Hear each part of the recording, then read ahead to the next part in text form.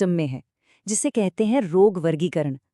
ये समझिए कि ये मेडिकल साइंस की दुनिया का एक मैप है, एक नक्शा जो हमें कंफ्यूजन से निकालकर क्लैरिटी तक ले जाता है। तो चलिए आज इसी दिलचस्प मैप को थोड़ा और करीब से समझते हैं। जरा सोचिए, आप एक ऐसी लाइब्रेरी में हैं जहां लाखों किताबें तो हैं, पर कोई सिस्टम नहीं है, कोई कैटलॉग नहीं। अपनी किताब कैसे ढूंढेंगे? मुश्किल है ना? मेडिकल की दुनिया भी कुछ कुछ ऐसी ही है। लाखों बीमारियों की एक बहुत बड़ी उलझी हुई लाइब्रेरी। तो सवाल यह है कि इस लाइब्रेरी को ऑर्गेनाइज कैसे किया जाए ताकि सही इलाज मिल सके। बस यहीं पर इसका पूरा राज छिपा है, वर्गीकरण में। तो चलिए इस लाइब्रेरी को सुलझाना शुरू करते हैं। सबसे पहला और सबसे जरूरी सवाल जो हमें पूछना पड़ता है वो है, इस बीमारी की जड़ क्या है? मतलब ये आई कहाँ से, इसका कारण क्या है? यही सवाल हमें क्लासिफिकेशन की पहली और सबसे जरूरी सीढ़ी पर लेकर जाता है। तो देखिए, यहाँ आता है क्लासिफिकेशन का सबसे पहला और बड़ा नियम। क्या बीमारी फैल सकती है? बस इसी सवाल के आधार पर बीमारियों को दो मेन ग्रुप्स में बांटा जाता है। एक तरफ है संक्रामक बीमारियां और दूसरी तरफ गैर संक्रामक। अब संक्रामक बीमारियां मतलब बाहरी दुश्मन, जैसे कोई वायरस, बैक्टीरिया, जिनकी वजह से ये होती हैं और हाँ, एक से दूसरे में फैल सकती हैं। और दूसरी तरफ है गैर संक्रामक बीमारियां, जो हमारे शरीर के अंदर की किसी गड़बड़ी से होती हैं। मान लीजिए कोई जेनेटिक प्रॉब्लम हो या फिर लाइफस्टाइल से जुड़ी कोई दिक्कत।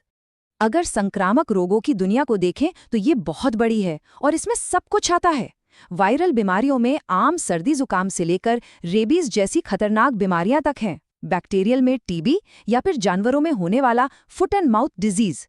ये सारी बीमारियां ना वायरस, बैक्टीरिया या पैरासाइट जैसे छोटे छोटे दुश्मनों की वजह से होती हैं। ये हमें बताती हैं कि ये जो अनदेखी दुनिया है वो कितनी पावरफुल हो सकती है। और अब बात करते हैं गैर संक्रामक रोगों की। जैसा कि हमने कहा, ये किसी बाहरी हमले से नहीं होती, बल्कि हमारे शरीर के अंदर की मशीनरी में कुछ गड़बड़ होने से पैदा होती हैं। जैसे कि डायबिटीज, मिल्क फीवर या अल्जाइमर्स या फिर कैंसर। ये बीमारियां एक इंसान से दूसरे में फैलती नहीं हैं। अक्सर ये हमारी लाइफस्टाइल, जेनेटिक्स या फिर पर्यावरण से जुड़ी होती हैं। तो ठीक है, बीमारी का कारण तो पता चल गया, पर ये तो सिर्फ कहानी की शुरुआत है। अब आता है अगला सवाल, बीमारी की अपनी कहानी क्या है? मतलब ये कितनी तेजी से बढ़ती है और एक पूरी आबादी पर इसका असर कैसा होता है? चलिए अब इस कहानी के अगले पन्ने को पलटते हैं। देखिए, टाइमिंग बीमारी में बहुत मैटर करती है। कुछ बीमारियां तो बिल्कुल बिजली की तेजी से आती हैं। इन्हें पैरा एक्यूट कहते हैं। ये इतनी तेज होती हैं कि अक्सर इलाज का मौका ही नहीं मिलता। फिर आती हैं एक्यूट बीमारियां जैसे फ्लू, जो कुछ दिनों में अपना असर दिखाती हैं। और फिर होती हैं क्रॉनिक बीमारियां जैसे गठिया या टीबी, जो एक बिन बुलाए मेहमान की तरह महीनों या सालों तक टिक जाती हैं। अब देखते हैं कि बीमारी एक आबादी में फैलती कैसे है। कुछ बीमारियां होती हैं स्पोरैडिक, मतलब कभी कभार इक्का दुक्का केस आ गया।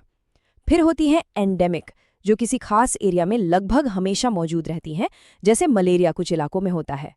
और जब कोई बीमारी जंगल की आग की तरह फैल जाए तो उसे कहते हैं एपिडेमिक, यानी महामारी।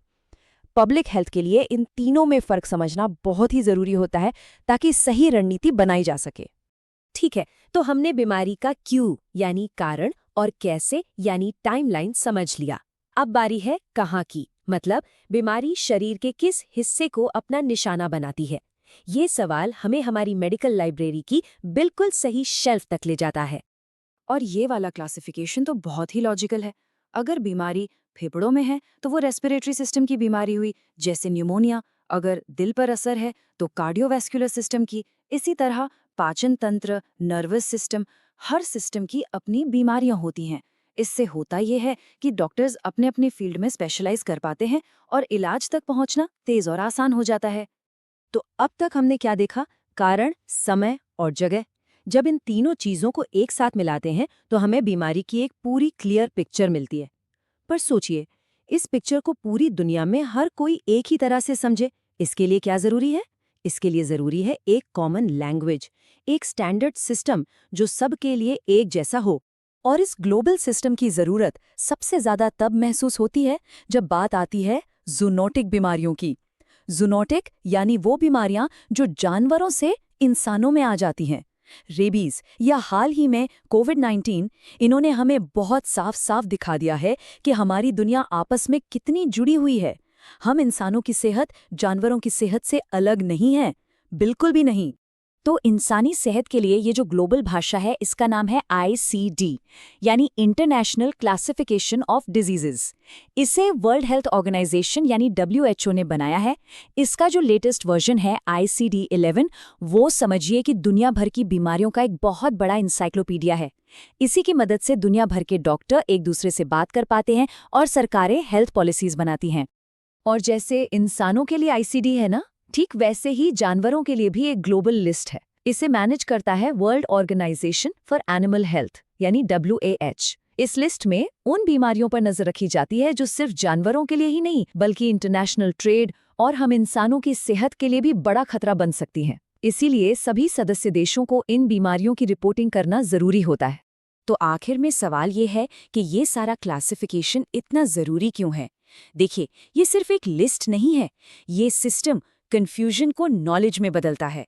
ये डॉक्टरों को सही डायग्नोसिस का रास्ता दिखाता है, साइंटिस्ट्स को नए इलाज ढूंढने के लिए गाइड करता है और सरकारों को महामारियों से लड़ने की ताकत देता है। एक तरह से कहें तो ये मॉडर्न मेडिसिन की रीढ़ की हड्डी है। लेकिन बीमारियों की ये लाइब्रेरी कभी पूरी नहीं होती।